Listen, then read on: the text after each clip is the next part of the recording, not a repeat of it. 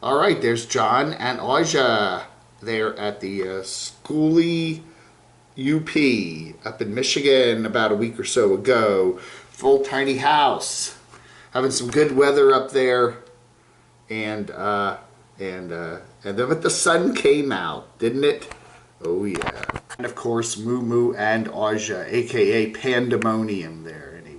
And what do you do afterward? You go up to the beach. I guess that's on Lake Superior or something, right? Or one of the lakes up there. One of the many lakes in the Upper Peninsula of Michigan. And where's Dave 2D's house? Right over there? I don't know, man. I don't know.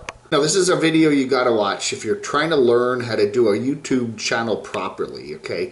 First off, Grateful Glamper here. You do a teaser at the beginning, okay? You do a little teaser telling you what's coming in the video, kind of, hype it. And then you do your little logo-y thing with your music and stuff. And then you kind of slowly get into the issue, but you don't quite do it.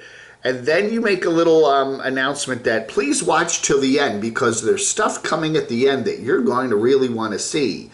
And then, somewhere around the 1.5 minute mark, you start to actually get into the meat and potatoes of your video, But I see these in a lot of videos now. A lot of people are doing these, there's there's YouTube Creators School, and it tells you how to, build, it's like make the bed before the video starts, you know what I'm saying?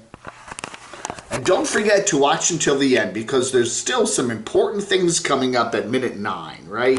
She's mentioning one of the many shortages out there, which we haven't heard of. I've not heard of this before, but a rubber shortage. A rubber shortage is coming from, all these shortages now, I mean, come on, I realized the pandemic was, a lot of people didn't go to work and a lot of trucks didn't run, etc., etc. But now a rubber shortage too. So tires are going to get shorted. Are you going to have to be able to get tires and stuff like that? I don't know, man. I don't know. Hey, that's scary. So what? So now, you go to the tire store and say, hey, got a flat tire, got a busted whatever on your, got a hole flat in the tire, whatever. And sorry, but we don't have any tires. Then what? Then what do you do? Especially if especially if you're a nomad. Then what do you do? Good clickbait. This could stop all RV travel. Oh, and of course you have the sponsorship video in the middle, sponsorship thing in the middle there. So after you've done the scare thing, now you do the video. Now you do the sponsor thing. Anyway, this is a good video. This is a good video. It ticks all the boxes.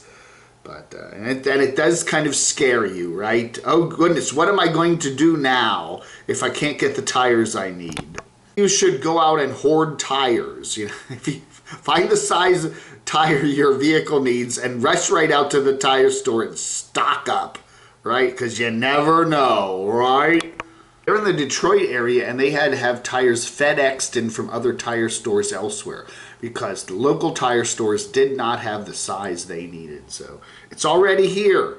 I don't know. Again, if you're looking for these RV tires that are a little more unstandard than regular car tires, then yeah, that's another shortage you got to possibly deal with good old post-pandemic, or we're still in pandemic, but getting closer to post-pandemic America. And wow.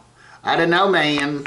And, of course, monthly price increases from the manufacturers. So, anyway, I don't know, man. It's, I don't know, one more thing to deal with for living on the road. Now, that is a t-shirt, I'll tell you. Look at that. Whoa, there's Boondock and Charlie in his patriotic van there.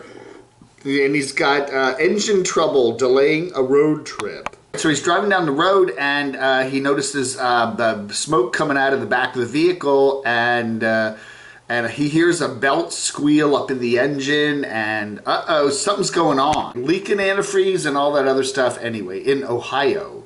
Anyway, so he managed to pull off the highway, get up to I think it was a Napa or one of those auto parts stores, knew what he was doing, looked in the engine, figured out what was wrong, and fixed it all up. So Boondock and Charlie. It's a very small delay, but you got to know something a little bit about your engine, right? And anyway, he did the right thing and got back on the road. So, but whoa, yeah. Hey, RV Miles here with a good one. Compendium is acquired by Thor's Togo Group.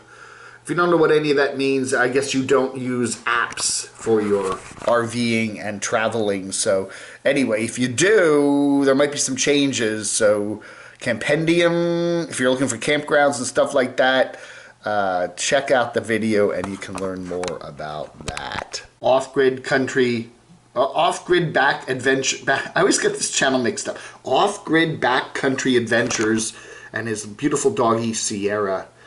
More health issues for it. He has an update here about Sierra's vet visit. And there was some bad news about some tumors that she had. Anyway, some relatively good news here. She's got a slow-moving type of cancer. Her blood tests were good. He's decided to move ahead with surgery to relieve pain caused by the tumors and low doses of chemo coming up to take care of the cancer.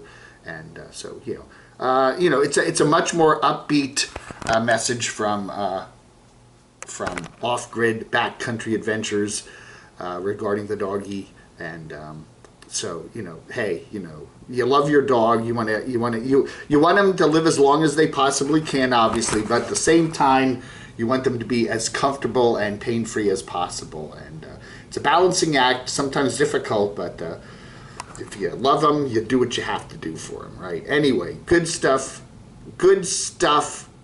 on his channel, but not good news about the dog. But it is better news than it was, so I don't know. Check it out, Off-Grid Back Adventures, and yeah. So here's some of the stuff there he's doing.